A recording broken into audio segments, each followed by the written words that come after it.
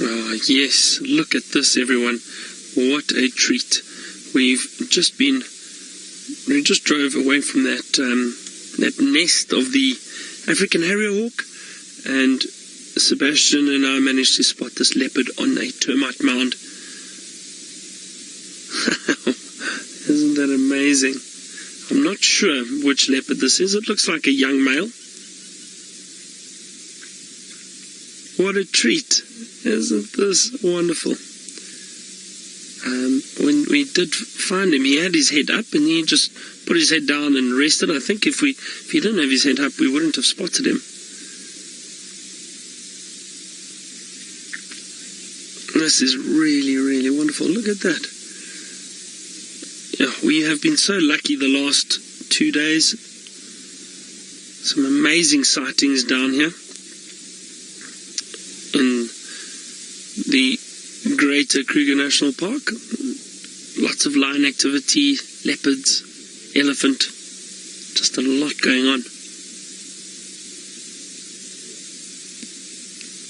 And I wonder if this isn't that young male Thamba. I can't see very clearly. There's now a bush in front of his face. What do all of you think? Maybe some of the viewers can have a better look. There we go. It looks like him. It doesn't look as big as the other young male that we see in this area, as Hosanna. What do you think, everyone? Let me know. And we'll see. But nevertheless, just so wonderful to see a leopard lazing about on a termite mound. Now, leopards, I've seen leopards many, many times lying on top of termite mounds, and that's why when I drive around too, I often scan the tops of termite mounds.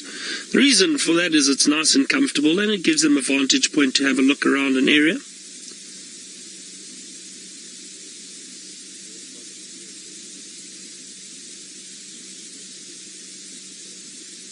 So this is very special.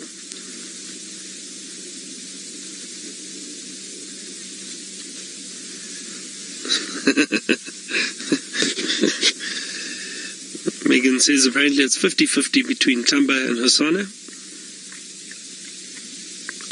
Well, this young male is hiding his face now, so I can't tell, unfortunately.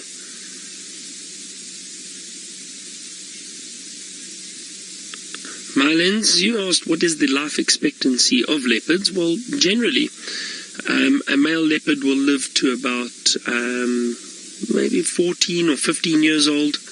That's a good age for a male leopard, and females on average a bit longer, maybe 16 or 17. Now it does depends on the amount of competition around, the amount of food, water. All of that needs to be taken into consideration. But generally, I'd say, male leopards between 13 and 15, and females a little bit older, up to about 17, between 15 and 17. Those are averages, though, everyone. There are times, there have been leopards, female leopards that have lived a bit longer, 18, I think, 18, somewhere around there, which is very long for a leopard. And then males, one of the oldest males I know lived to about 15, I think, almost 16. Oh, that's quite long for a male leopard too. And again, this is in the wild. I'm not sure about captivity. It's possibly different in captivity, but that I don't think that counts. Is a natural estimate. Obviously, try and see how long they live in their natural environment.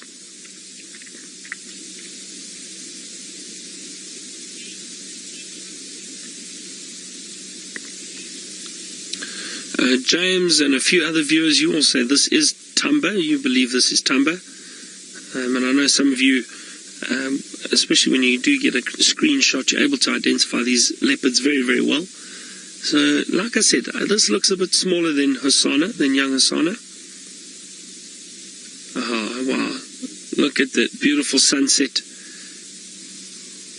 And the giraffe next to the trees. Those are the telephone poles. But perhaps we can pretend they're giraffe for the sake of the image. But beautiful sunset.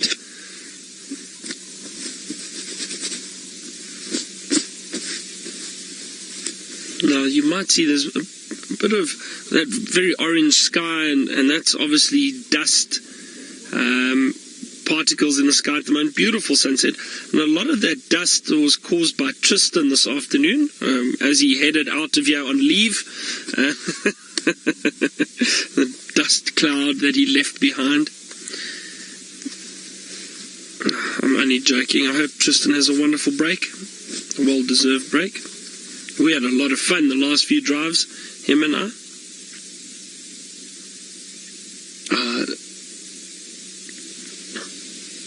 Very pretty. Now this leopard is still got his head down at the moment, but I'm sure he'll move fairly soon.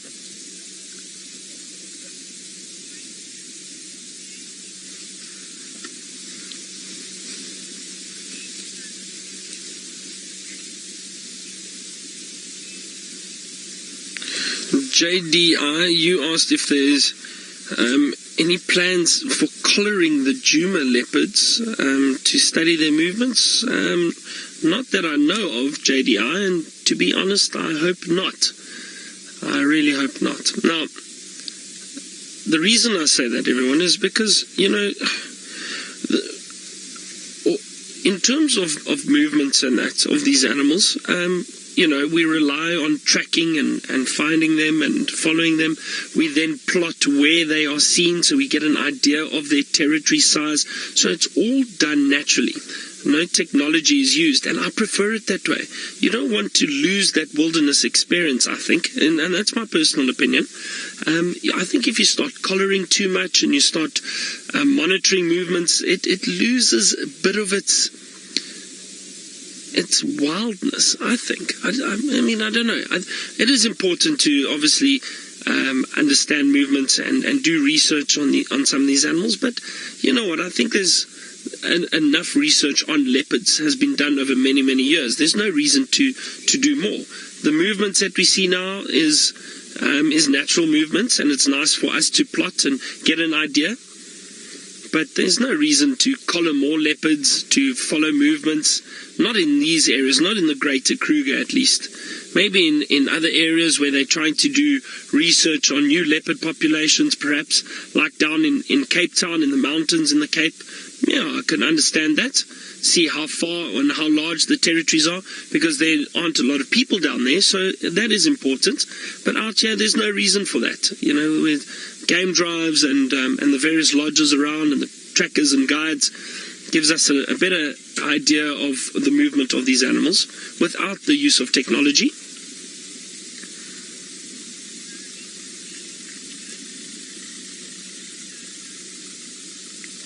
So I'm not sure how all of you feel about that. Now, there was that young male leopard, or that male leopard Sindile, who was collared when they had to treat him for rabies, though, because he killed a domestic dog that apparently had rabies, so he was treated. That's a different story.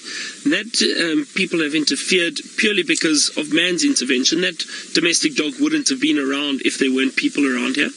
So that is a different situation. That, yes, I agree on interference, but with the natural leopard, no, there's no need. I'm just going to wave to Brent's brother quickly. Hi, everyone. Brent's brother is guiding at the moment, and he also enjoyed the sighting briefly with us. He's moved off.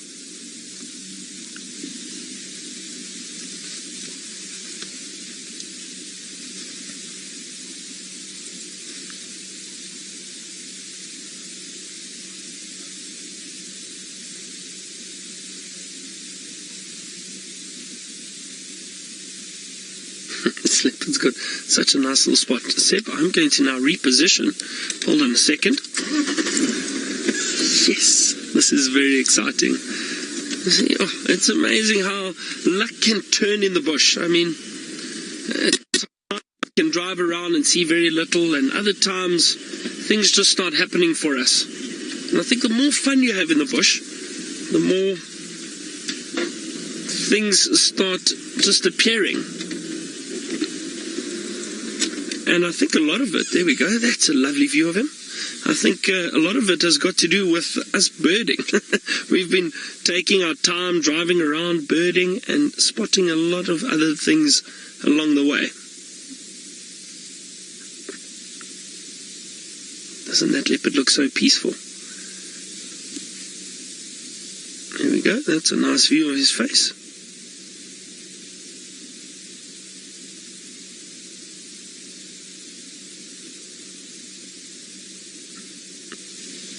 Now I can see this is still a very young leopard, judging by that very pink nose. Often the leopards with age, their noses go a bit darker, almost blackish in colour.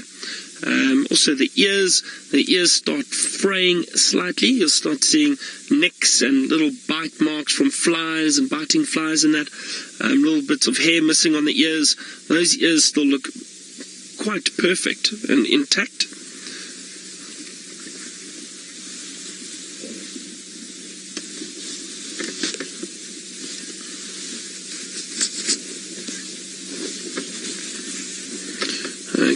Kitty Kitty Bang Bang.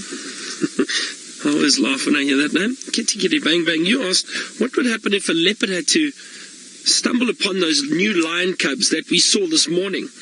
And there were obviously no adults around. What would happen? Well, it's hard to say really. I do think that there's usually very little scent left behind from the lions, and that's also why lions and leopards move den sites from time to time, so that they don't leave too much scent around to protect the cubs. Those cubs, I think, would be so well hidden, it's unlikely that a leopard would find them.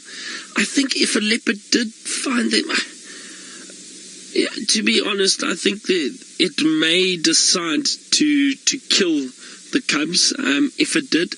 But can I tell you, in my guiding career, I have not heard of or once seen leopards killing lion cubs, not at all. So, but I wouldn't say it doesn't happen. But in my guiding career and guiding in this area where there's a high lion density and high leopard density, I have never heard of leopards killing lion cubs.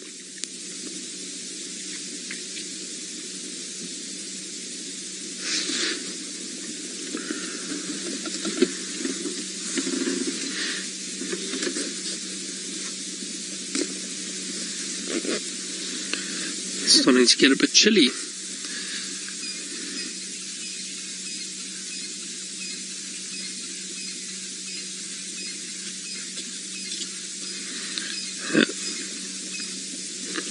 And it sounds like James was perhaps correct with the bad weather rolling in. I think the Mara are currently experiencing bad weather. So I'm terribly sorry everyone, but you're stuck with myself and Sebastian and this young leopard. For now, at least.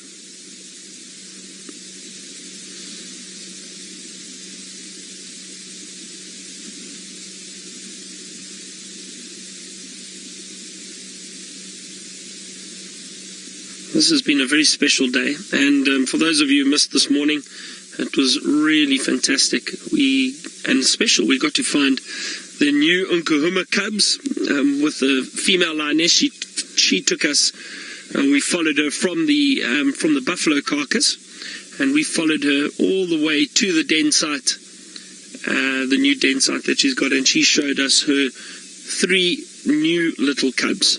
It was really special and wonderful. And now this afternoon we got to see the male lions again at the carcass, and now a young leopard. And it's Megan's birthday today. Again, happy birthday, Megan, in final control. Megan just turned 23. I hope you don't mind me giving your age away, Megan. 23. She's catching up to me with age. Just Megan says, no, it's still a huge gap.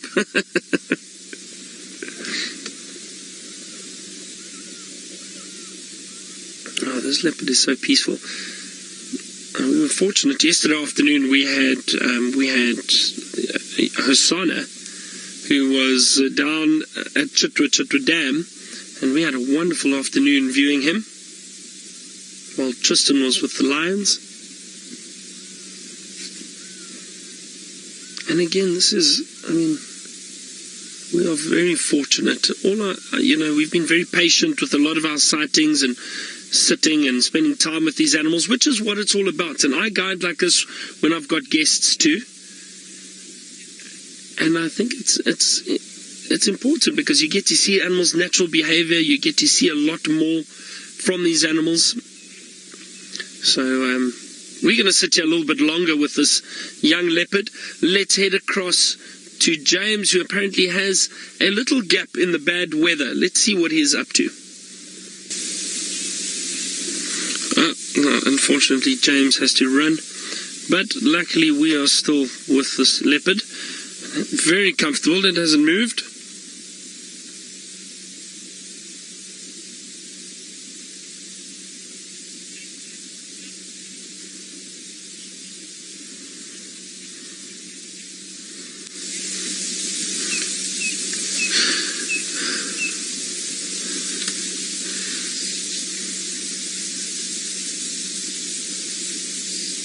As you asked, how many species or subspecies of leopard are there in Africa? None. There's only one that I know of. This species. There are no subspecies of leopard in Africa. Am I missing something? Seb, do you know? No. The forest leopard is the same as this one, right? Yeah, different habitats. You get different habitats, but same species. Even the rare, the Cape leopard's the same as this leopard. The only thing is again, just distribution, different areas. Yeah, so no, I don't think there's subspecies or other species of leopards in Africa. You get rare genetic variations, like the black leopards. There have been reports of black leopards in an area known as Lydenburg. There have been reports of strawberry-coloured leopards. It's like a very, very slight pinkish coloration to the leopard. There have been records of that, but that's just a recessive gene that comes through. It's not a different leopard at all. And Tara, who was here not so long ago, was chatting more about it. She's done a lot of studies on it, so she knows it a lot better than any of us.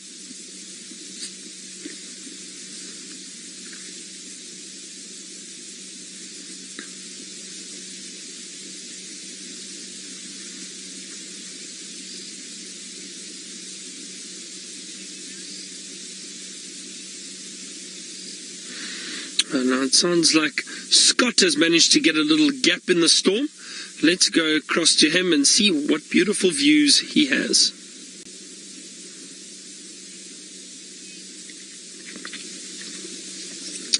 Now this leopard has not moved at all, still resting very peacefully on top of that termite mound. Looks like he's got a beautiful spot.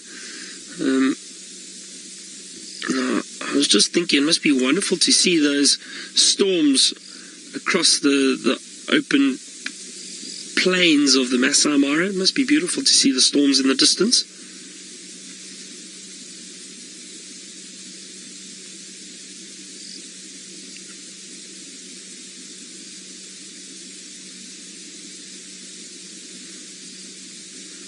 Look at the mouth twitching there, the whiskers.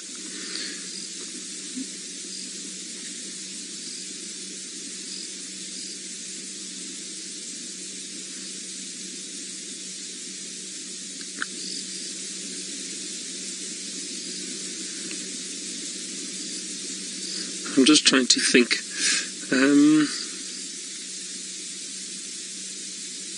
Shall we spend a few more minutes with this leopard, see if he does move, And then I think what I'm going to do is I'm going to try and head back towards the clearings near camp and see what activity we can get from those lions just before the end of the show. Maybe we're lucky and we get some vocalization, the males roaring. That would be wonderful. So I think let's spend a few more minutes with this male and then head across and see if we can get another view of those lions and see what they're up to. Maybe there's some more feeding activity.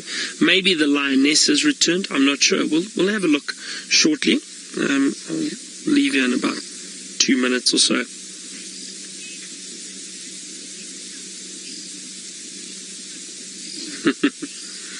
James, you say only a cat would make this sleeping position look so comfortable.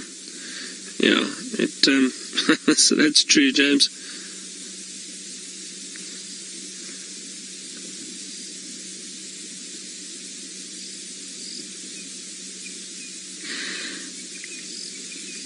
Well, we really have been spoilt today. It's lovely to have.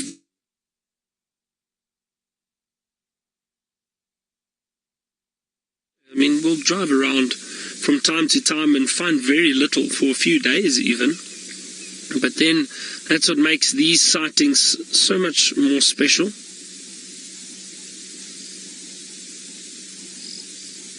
Being able to sit and just enjoy the time with these animals. As I was saying earlier, we've been very patient with a lot of the sightings we've been in, both myself and Tristan, the last 2 days, I'm saying, and we've had a lot of great activity from the lions. We've had some wonderful leopard sightings, the lion cubs this morning, and again now sitting with this leopard, and we're the only vehicle here, which is also just really great.